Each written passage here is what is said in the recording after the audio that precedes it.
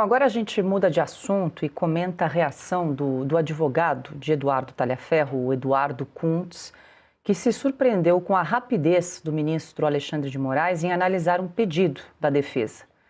Segundo Kuntz, a petição foi protocolada às 14 horas e 51 minutos do dia 27 de outubro e o ministro começou a redigir a decisão menos de uma hora depois, às 15h49. O processo foi concluído em poucas horas, um tempo considerado incomum, já que, segundo dados do próprio Supremo, Moraes leva em média quase um ano para decidir pedidos intermediários. O advogado afirmou que a velocidade contrasta com a morosidade habitual do judiciário e disse que decisões tão rápidas são raras, especialmente quando envolvem garantias processuais. E aí, Cauti, tem mais uma questão, além dele trazer, apontar a rapidez e a velocidade da decisão do ministro Moraes.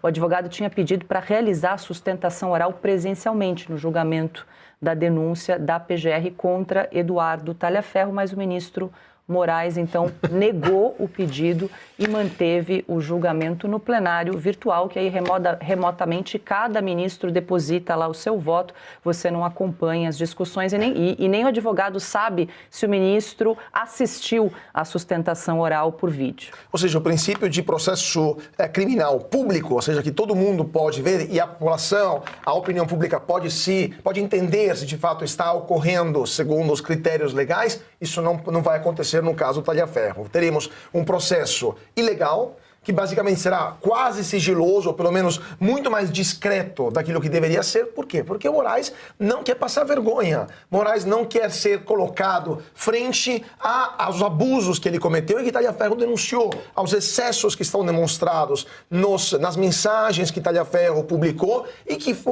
vieram do gabinete de Alexandre de Moraes. Ele não quer ser constrangido por seus próprios atos. Ele quer que isso fique no papel, o que tem um impacto muito menor na população, porque ninguém vai ouvir o advogado do Talhaferro reler essas mensagens, por exemplo, e, portanto, isso vai passar. E a condenação vai ocorrer, provavelmente, como aconteceu com as outras condenações de lote dos envolvidos do 8 de janeiro, ou seja, às 11h58 da noite, os advogados depositavam as defesas, à meia-noite e 2 minutos já saíam as condenações. Defesas de centenas de páginas, que realmente nunca foram lidas por ninguém, porque as condenações já estavam escritas. Então, é isso que vai acontecer, é um processo farsa, nos piores moldes das ditaduras comunistas da Europa Oriental, da União Soviética, e cujo desfecho já sabemos qual será. Lembrando, Augusto, que foi marcado o julgamento da análise dessa denúncia do PGR em relação ao Eduardo Talhaferro para a próxima sexta-feira, dia 7 de novembro, em plenário virtual. Olha, eu acho que o Alexandre de Moraes ainda vai chegar à perfeição. Ele vai tomar a decisão antes de receber qualquer coisa.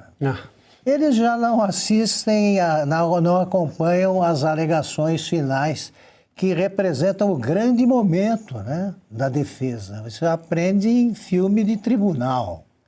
É o grande momento, eles dispensaram isso. Vão começar a chegar, daqui a pouco eles chegam à perfeição. Não precisa nem mandar, não precisa se defender, ele já sabe qual é a sentença. Vai antecipar tudo. Pois é, Piotr, e o advogado do Eduardo Talhaferro pediu que o julgamento, a análise dessa denúncia ocorresse em plenário físico e não em plenário virtual, mas teve ali mais uma negativa do ministro Alexandre de Moraes. E viva o devido processo legal e direito à ampla defesa, Inacreditável. Eu perguntei nesse último artigo como é que tanta gente ainda permanece em silêncio na revista Oeste essa semana. Como assim um advogado não tem direito a fazer sustentação oral no Supremo Tribunal Federal de um caso em que o cliente dele pode ser denunciado? Porque é uma denúncia da Procuradoria que vai ser analisada agora pelos 4 ministros da primeira turma, visto que o Fux foi para a segunda turma. Como assim você não pode fazer sustentação oral? Esse negócio de plenário virtual é uma excrescência, eu vou insistir no termo, é uma excrescência, Você pode estar falando pro nada. Exatamente, Augusto. Eu não tenho a prova cabal. Augusto, você mencionou há pouco.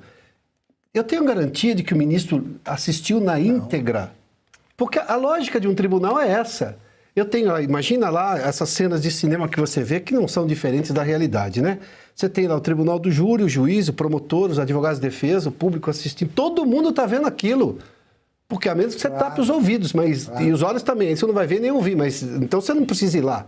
E quem interessa ao julgamento, que são, obviamente, as partes, mais o tribunal do júri e tudo mais, todo mundo tem que ouvir e ver. Agora, eu tenho juízes que vão julgar e não querem ouvir o advogado.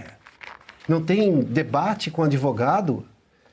E aí alguém está achando que isso é normal. E as pessoas, boa parte do mundo jurídico não se manifesta contra isso.